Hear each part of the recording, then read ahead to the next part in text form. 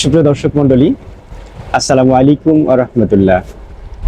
আমার চেম্বারে আজকে এমন একজন স্পেশাল গেস্ট এসেছে, যিনি হচ্ছে আমাদের শেখ বংশের অলংকার, শেখ বংশের উজ্জ্বল নক্ষত্র, আমাদের শেখ বংশের অভিভাবক।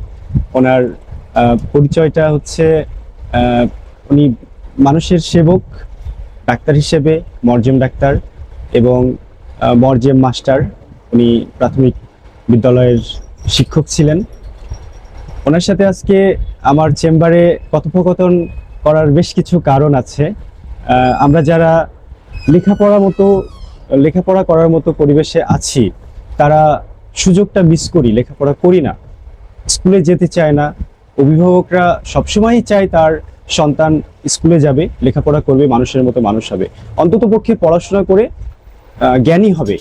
তো সেইটা এখনকার পরিবেশে সম্ভব হয় না, কিন্তু উনি যেটা করে দেখিয়েছে সেটা আসলেই অলৌকিক একটা ব্যাপার এবং অবিস্মরণীয় হয়ে থাকবে। ঠিক আমার মুজিবনগর উপজেলায় কেন, মেহেরপুর জেলাতেই বলবো। দাদা, আসসালামু আলাইকুম। ওয়ালাইকুম আসসালাম। ভালো আছেন? আলহামদুলিল্লাহ ভালো আছি। তুমি কেমন আছো? আমি আলহামদুলিল্লাহ ভালো আছি। আমি ভীষণ খুশি হয়েছি আমার চেম্বারে আপনাকে পেয়ে। আপনি ডাক্তার, আপনি মাস্টার, আপনি অনেক জ্ঞানী একজন মানুষ। আর আপনার সাথে মাঝে মধ্যে দেখা হয়, কিন্তু এভাবে বসার সুযোগ হয় না। আর যেদিন আপনি আমাকে নিউজটা দিয়েছেন যে আপনি ইসলামী ইউনিভার্সিটি থেকে মাস্টার্স কমপ্লিট করেছেন এবং ফার্স্ট ক্লাস ফার্স্ট, সেদিন থেকে আমার মনের মধ্যে গেঁথে নিয়েছে যে আমি দাদার সাথে এইভাবে কথোপকথন করব এবং আপনার সাথে আলাপচারিতা করে আমি মিডিয়াতে দিব এবং সেটা সবাই দেখবে। আর যারা দেখবে তারা অবশ্যই একটু অবাক হবে যে এই বয়সে তাদের মনেই প্রশ্ন জাগবে। আমি আপনাকে প্রশ্ন করবো অবশ্য। দাদা, আপনি আসলে কোন পর্যন্ত লেখাপড়া করে থেমে গেছিলেন? এইচএসসি পাস করে আর পড়া সম্ভব হয়নি, তখন চাকরি পেয়ে গেলাম শিক্ষক হিসেবে।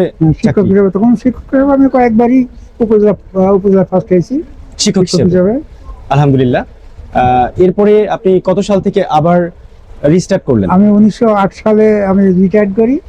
রিটায়ার্ড করার পর আমি যখন দেখলাম এখন আমি হেল্পলেস, ছেলে মেয়ে সব অনেক লেখাপড়া শিখে এসেছে, আমি আর বসতে কি করি, বাড়িতে কেউ কথা কয়। 2008 সালে?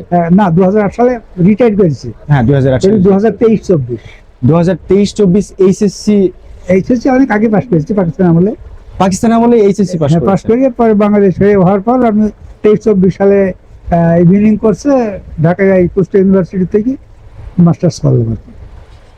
আচ্ছা, অনার্স কমপ্লিট? অনার্স না, আমি এমনি গ্রাজুয়েশন নিয়েছিলাম মনে হয় 19-20। আচ্ছা, এরপরে এই আপনার 26-এ এসে আপনি ঢাকা মানে 23-24 হেলথ পরীক্ষা 25-এ শেষ হয়েছে, আপনি মাস্টার্স কমপ্লিট করে ফেললেন। আচ্ছা, ইফ ইউ ডোন্ট মাইন্ড, বিষয় হচ্ছে আপনি এই বয়সে এসে কোন মিশন নিয়ে বা কোন ইচ্ছে শক্তি থেকে আপনি এত স্ট্রাগল করলেন, এত স্টাডি করলেন? আপনার প্রফেশন আছে, প্রফেশনের পাশাপাশি সংসার আছে, সংসারে এই ঝামেলা সহ্য করে লেখাপড়া করে আপনি কেন এই যে মাস্টার্স কমপ্লিট করলেন? শুধু কি জ্ঞান আহরণের জন্য, নাকি আরো কোনো উদ্দেশ্য আছে? অবশ্যই জ্ঞান আহরণ তো অবশ্যই বটে, কিন্তু আমার ছেলে মেয়ে যখন মাস্টার্স কমপ্লিট করেছে সব ফার্স্ট ক্লাস ফার্স্ট, তখন আমার মনে হিংসা এলো যে education is the harmonious development body mind and soul.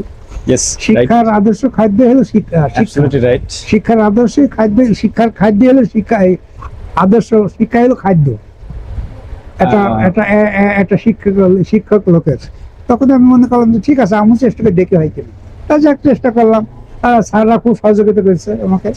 স্যাররা আমাকে নোট টোটগুলো দিয়েছে সুন্দর করে, এবং আমি যখন লিখতাম তখন স্যার আমার পাশে এসে দাঁড়াইতেন।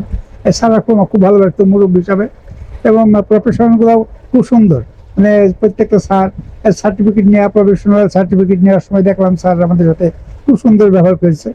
আর আমাকে মুরব্বী বলে জানতো, সব জানতো, সবাই রেসপেক্ট করতো। আপনি ওদের মধ্যেই সবচেয়ে বেশি বয়স্ক ছিলেন? হ্যাঁ। তাহলে চাকরি আছে না, চাকরি নেই, তাহলে অবভিয়াসলি। বুলবুল মাস্টার্স কমপ্লিট করেছে ফার্স্ট ক্লাস ফার্স্ট, এবং হিরানকে আমি আগেই জানি কুষ্টিয়া ইউনিভার্সিটি থেকে ফার্স্ট ক্লাস ফার্স্ট উনি কমপ্লিট করেছে। ওদের হিংসে থেকে ঠিক নয়, আসলে আমি বলবো যে তরুণদের জন্য, যুব সমাজের জন্য, বা হচ্ছে অভিভাবকদের জন্য মনে একটা আবেগ সৃষ্টি হয়। অভিভাবকদের জন্য যারা শুনবে এই নিউজটা, যে আপনি এই বয়সে এসে, এই বৃদ্ধ বয়সে আপনি লেখাপড়া করে মাস্টারদের সাথে কমিউনিকেশন করে নোট কালেক্ট করে এক্সাম দিয়েছেন এবং জার্নির একটা ব্যাপার আছে, সবকিছু মিলিয়ে মাস্টার্স কমপ্লিট করেছেন। এটা অবশ্যই আমাদের সকলের জন্য অনুপ্রেরণা। কে কি মনে করবে আমি সেটা জানি না, হ্যাঁ। এক একজনের ভাবনা তার জায়গা থেকে তার মতো করে ভাবতে পারে, কিন্তু আমি আমার জায়গা থেকে ভেবে বলতেছি যে এটা তরুণদের জন্য, যুবকদের জন্য, অভিভাবকদের জন্য, সবার জন্য। আপনি আইডল হতে পারেন, আপনি হতে পারেন অনুপ্রেরণা, আপনি হতে পারেন উৎসাহ। কারণ আমরা যারা লেখাপড়া করার বয়স ছিল বা বয়সে আছে, বা যারা স্কুলে যেতে চাচ্ছে না, এই যে অভিভাবকদের একটা তাড়না থাকে যে অবশ্যই তার সন্তান মানুষের মতো মানুষ হবে, কিন্তু হয়ে ওঠে না, বা তারা লেখাপড়া করতে চায় না। অথচ আপনি এই সময়ে এসে যখন আপনার সবকিছু থেকে অবসর নেওয়ার কথা, সবকিছু থেকে, প্রফেশন থেকেও, ঠিক তখন আপনি মাস্টার্স কমপ্লিট করলেন। আসলেই আমি ছেলের কাছে যদি যেতে পারি লন্ডনে, তাহলে লন্ডনে। ইনশাল্লাহ পিএইচডি করব ওদের সাথে। ওরা ইনশাআল্লাহ, বৌমা ছেলে আমি একসাথে পিএইচডি করবো ইনশাল্লাহ। এই ইচ্ছাটাও আপনার আছে। এই ইচ্ছা আমার আছে। আচ্ছা, অবশ্যই আমি আমার দর্শকদের কাছে এই ভিডিওটা যারা দেখবেন তাদের কাছে দোয়া চাই আমার দাদার জন্য, উনি যেন লন্ডনে যেতে পারেন ওনার ছেলের কাছে এবং পিএইচডি করতে পারেন। আর সেই পিএইচডি করার পরে দেশে পেয়ে আমার চেম্বারে বসে আমি যেন আরো একটা সাক্ষাৎকার নিতে পারি।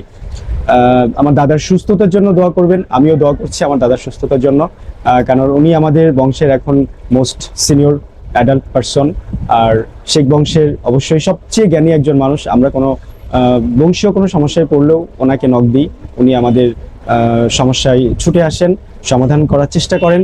আমি অবশ্যই দাদাকে অ্যাপ্রিসিয়েট জানাচ্ছি, কংগ্রেচুলেশন জানাচ্ছি কমপ্লিট করার জন্য, মাস্টার্স কমপ্লিট করার জন্য। এবং আমরা এই ভিডিওটা যারাই দেখব তাদের কাছে, তাদের অভিভাবকদের কাছে এটা হবে অনুপ্রেরণা। এবং আমাদের মিরপুর জেলাতেই সম্ভবত উনি ফার্স্ট টাইম এই বয়সে এসে মাস্টার্স কমপ্লিট করলেন, ফার্স্ট ক্লাস ফার্স্ট পে। তো ধন্যবাদ দাদা আমাকে এইভাবে সময় দেওয়ার জন্য। Thank you. আমি আশা করি তোমরা সবাই ভালো থাকো, আমাদের জন্য অবশ্যই দোয়া করবেন। দোয়া করি যে তোমরা ভালো থাকো ইনশাআল্লাহ। আচ্ছা, ধন্যবাদ সকলকে, সকলের সুস্বাস্থ্য কামনা করছি এবং শেষ করছি। আসসালামু আলাইকুম ওয়া রাহমাতুল্লাহ।